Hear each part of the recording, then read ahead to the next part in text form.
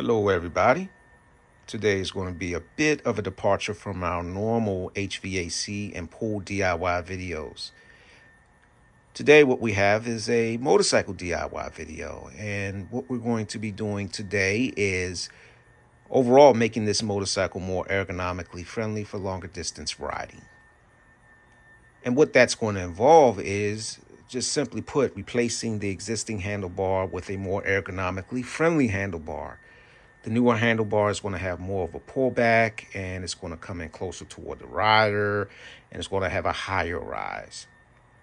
This is going to involve multiple steps. What I'm going to have to do is I'm going to have to replace the brake cable. I'm going to have to replace the clutch cable.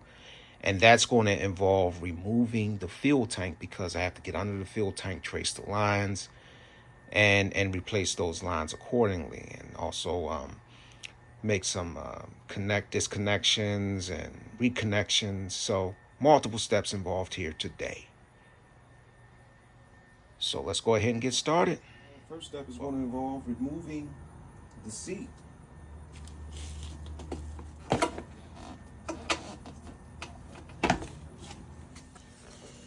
Okay, now I have to remove this fuse box because I need to disconnect the fuel relay. So there's 4 clips. And now I have to start the engine and wait for it to peter out.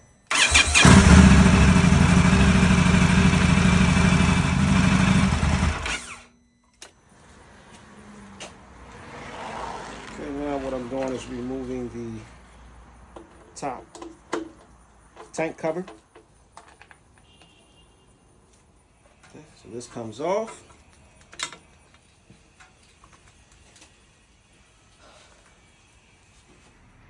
All right, folks, just wanted to do a really quick breakout to just go over the removal of this tank and just talk about 3 connections, and also just give a little bit more detail about removing this tank and the steps that are required to remove this tank, because I didn't really do a lot of detail in the video. So the first connection, or the first line that you're going to need to disconnect, is the vent line. So that's right over here.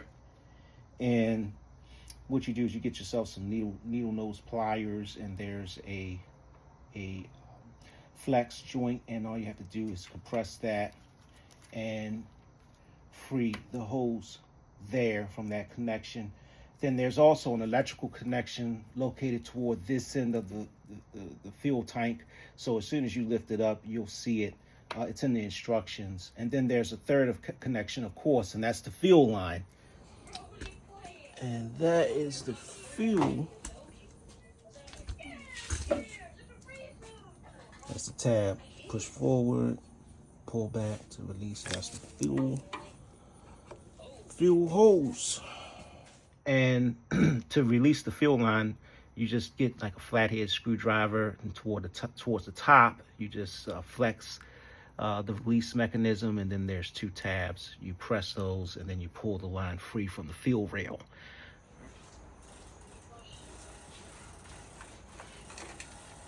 On the video, I made it look a little easy as far as removing this piece, but actually it clips on to this metal piece.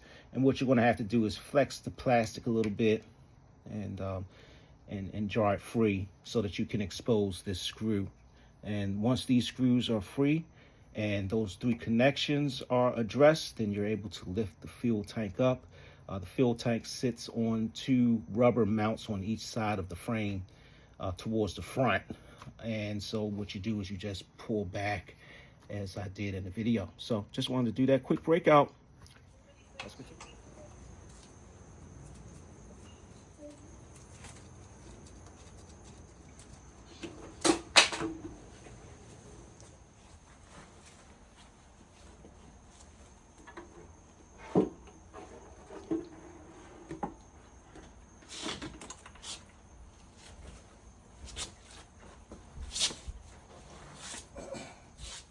All right, so what we're going to do now is remove the throttle from the right-hand side of the bike. I've already removed the grip from the left side of the bike. So you can probably see over there. But now we're going to be focused on removing the throttle. So There are 2 screws on each side that's holding this cowling on, so I got to remove those 2 screws, and we will do that now. The screw is right here.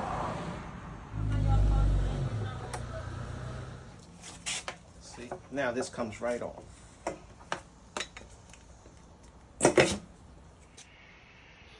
Okay, now I'm going to remove the headlight screw.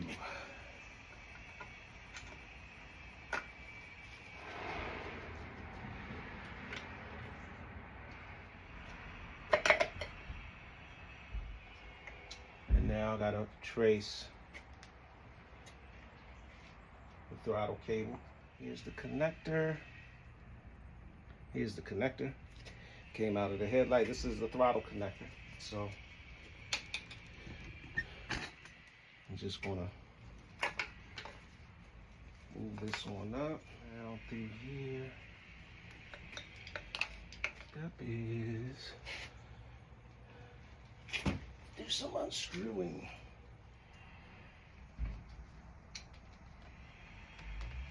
The throttle is coming off. That's it.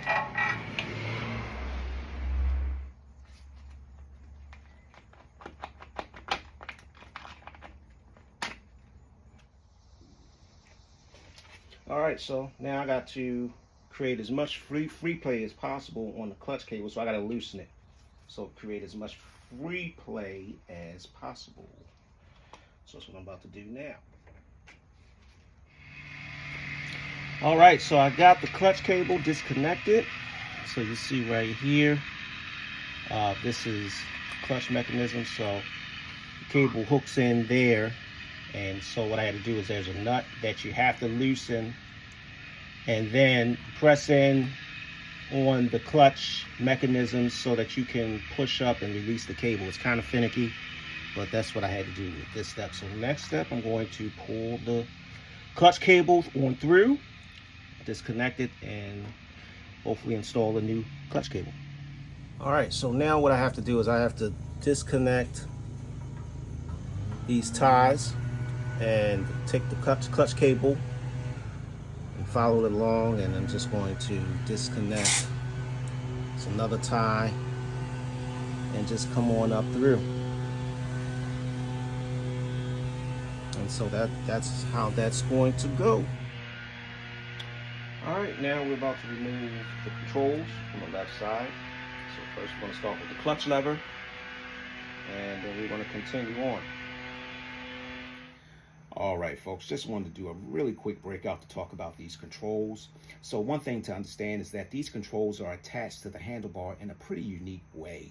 So there's a separate plastic piece that's directly attached to the handlebar, and it fits into a small hole that's drilled into the handlebar. And the controls, they sit on that plastic piece, and that's what locks everything in place. So the control slides in on that plastic piece, locks onto that plastic piece, and it locks everything in place. So what we're going to need is a small Allen key, and they tell you this in the instructions. And what you want to do is you want to take this Allen key, and there's a little small opening toward the bottom of the control. You want to take this Allen key and you want to push it in that small opening and push it in, and at the same time you want to push the control in the opposite direction. So you're doing this, so you're coming in this motion, and you want to push it in, and that should release the plastic piece, which should release, of course, the control from the handlebar. So as you hear that plastic piece release, you want to continue to slide the control in this direction so that you can expose that plastic piece, take it out, and then you want to come in the opposite direction to, of course, remove the control free of the handlebar. So just wanted to quickly touch on that.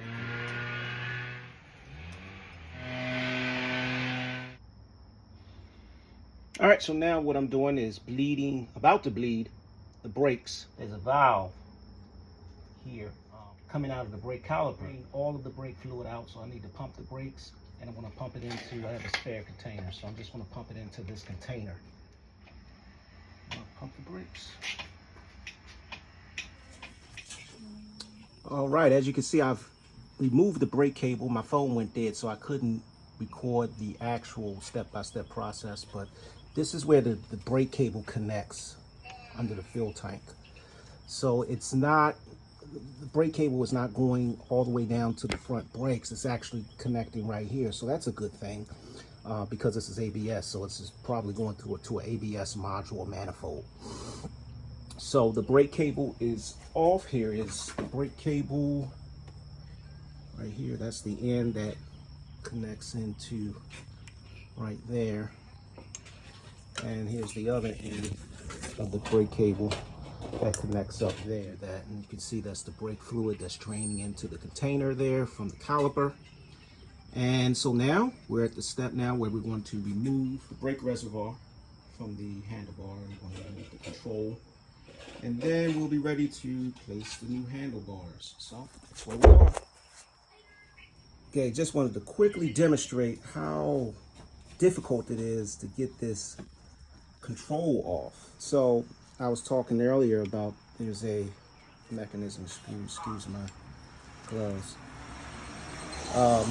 and you put it in and you have to push hard to get it to release on the other side. And so that is what's holding the control in place, and that's a locking mechanism. So you push in there and you pull back on the control and it'll eventually release. And so what I have to do is pull back on this control further and pull this locking mechanism out like so, and then the control comes out. Of course I need to unconnect it right there, but the control slides right off. So that's how that's done. All right, now I'm ready to take the handlebars off. There are 4 bolts on the top clamp. There we go. And we're going to place these handlebars. Put the clamp back on. Got the new handlebars back on. So we'll just slide the switch cube. First switch cube is on the right hand side. I'm going to slide that back on just like that. Then we're going to put this locking mechanism in. It gave me fits earlier. Place that back. And what happens is this slides back over and locks in place. So we're going to do that. And it's locked back in place. And just like that, folks, the handlebars are installed and everything's reattached. The hoses are reattached. The brake system has been bled and purged, and everything works out fine. Excellent riding position. I love the ergonomics. I'm glad I did it. And as far as the brake system purging, what you want to do is, or what I did, is I kept my tube attached to the bleeder screw on the caliper, and I continued to pour brake fluid into the reservoir, the brake reservoir on the handlebar, and continued to pump the brakes. And I watched the fluid flow through the system to make sure that there weren't any bubbles flowing out of the fluid that was flowing out of the caliper. And once I was satisfied that there weren't any air bubbles in the system, and that the system was sufficiently purged, closed everything back up, tested it, brakes bite just fine. And one thing I didn't have to do is I didn't have to replace the clutch cable. So I did have to replace the brake cable because I didn't have enough slack, because I already installed a pullback plate previously. So that took up a lot of slack from factory. And with that, I appreciate your interest.